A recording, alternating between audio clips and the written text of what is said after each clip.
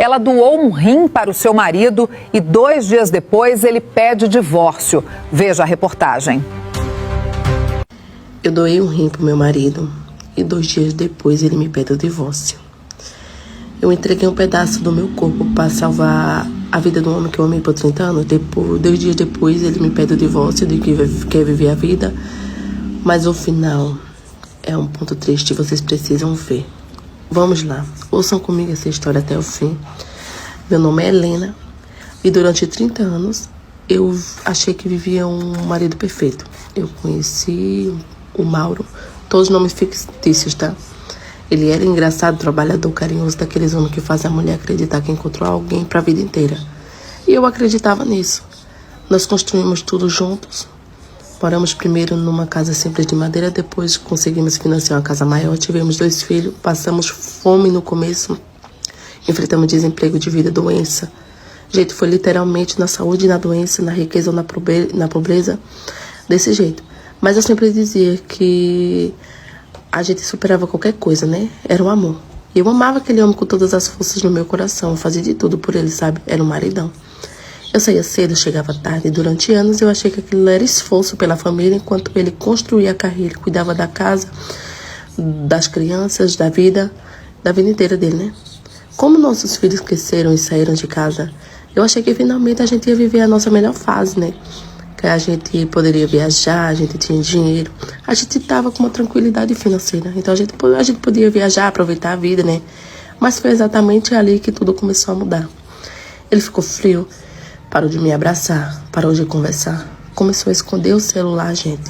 Sair sem explicar pra onde ele ia, implicar comigo por qualquer coisa. Ué, você tá ficando velho, né? Não é possível. Eu perguntava se estava acontecendo alguma coisa e ele dizia que era estresse, que estava estressado. Até que um dia ele passou mal no trabalho. Ele foi levado às pressas pro hospital e ali veio a notícia. O rim dele estavam comprometidos os 2, grave, muito grave. Eles precisavam de um transplante urgente. Nossos filhos fizeram um exame, parentes fizeram um exame para ver quem era compatível. E eu fiz também. Eu era compatível. Assim, quando o médico deu a notícia, ele chorou igual criança. Segurou na minha mão e disse: "Você tá salvando a minha vida. Muito obrigado." E eu tava mesmo, gente. Mesmo morrendo de medo, eu não pensei 2 vezes. Imagina, eu fiz todos os exames, assinei todos os documentos, porque para mim casamento é isso. Nós somos uma só carne. E a cirurgia aconteceu, foi difícil, muito difícil. A recuperação doía tanto que às vezes eu nem conseguia respirar direito. Mas mesmo sofrendo, eu olhava para ele e sentia paz, porque sabia que estava vivo e era por mim, pelo meu corpo que estava ali. E realmente a gente estava unido. Só que 2 dias depois, a minha vida acabou, gente. Eu estava deitada na cama do hospital, quando o Mauro entrou no quarto, com uma pasta na mão. O rosto dele estava estranho, frio, distante. Ele estava conseguindo andar, se recuperou melhor. Deixaram ele lá no meu quarto e sentou na cadeira do lado da minha cama, com soro ainda. E falou assim: "Gabi, eu preciso ser sincera com você." Na mesma hora, meu coração gelou. Então ele disse a frase que destruiu a minha alma: "Eu quero o divórcio." E aí eu comecei a rir. Eu achei que fosse feito do remédio que ele estava dando, que ele podia andar, que ele estava fazendo ali no quarto. Ele colocou os papéis na minha frente e continuou. Eu já estou com outra pessoa, já faz 5 anos. Tenho um filho de 3 anos com ela.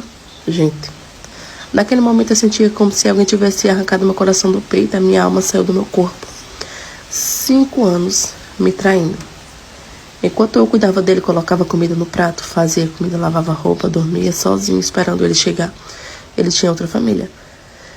E o pior, que eu tinha acabado de dar um rim para aquele abençoado. Eu chorava sem conseguir acreditar. Eu perguntei o porquê. Eu perguntei como ele teve coragem. Ele simplesmente respondeu: "Eu fiquei com você por conta da estabilidade, mas agora eu quero viver a minha vida verdadeira. Sabe, uma vida de amor mesmo, porque infelizmente eu não te amo mais." Gente, escutar isso do amor da minha vida, não. Os médicos chegaram para chamar a enfermeira porque a minha pressão caiu. Não subiu, ela caiu. Eu quase desmaiei. Mal saiu do quarto sem nem olhar para trás. As enfermeiras deu uma bronca porque ele tinha levantado. No dia seguinte, eu descobri que a amante estava esperando ele sair do hospital para ir morar junto oficialmente. Sabe o pior? Mesmo depois de tudo, eu ainda não conseguia odiar ele completamente, gente. Eu chorava de amor, de tristeza, de angústia, de depressão, porque foram 30 anos 30 anos, não desaparece 2 dias. Depois de receber alta, o Mauro foram no cartório para finalizar o divórcio. Ele queria assinar tudo muito rápido. Tinha passado um tempo de depressão profunda naqueles dias, me recuperando. Eu sentia mais dores ainda. Ele se recuperou rápido, eu não. Segundo a amiga nossa em comum, ele estava feliz, livre, planejando começar uma vida nova com a amante e os filhos pequenos, estava livre de mim. E aquele peso de não contar. Mas aquela manhã, aconteceu uma tragédia. O Mauro saiu sozinho dirigindo. Testemunhas disseram que eles estavam distraídos, mexendo no celular quando ele atravessou um cruzamento em alta velocidade. Naquele momento, o caminhão atingiu o carro dele cheio. E ele foi de arrasto, na hora. Eu recebi a ligação poucas horas depois. E mesmo depois de tudo, eu chorei. Eu chorei porque uma parte da minha vida inteira tinha acabado ali. No enterro, a amante apareceu desesperada com um menininho pequeno no colo. E quando eu olhei aquela criança de 3 anos, eu entendi uma coisa, gente. Eu não tinha culpa de nada. Eu fiquei com pena dele. O menino pediu pra nascer no meio daquela confusão. O pai morto. 2 dias depois, como o divórcio não foi concluído definitivamente, eu era a esposa legal dele e eu era viúva e tudo ficou no meu nome. A casa, os carros, as empresas, as contas, tudo ficou no meu nome. Sabe o que eu fiz? Eu poderia ter virado as costas, eu poderia ter deixado aquela mulher sem nada. Mas eu não consegui, gente. Eu comprei uma casa pra eles, né? Pra ele e pro menino morarem. Garanti que a criança tivesse estudo, comida, dignidade. Não por causa dela, por conta que aquela criança carregava o sangue do homem que um dia eu amei. Hoje eu vivo sozinha, tenho uma cicatriz enorme no meu corpo. E outra, ainda maior na minha alma. Mas uma coisa eu aprendi. A traição destrói família, mas o caráter de alguém aparece justamente depois da dor.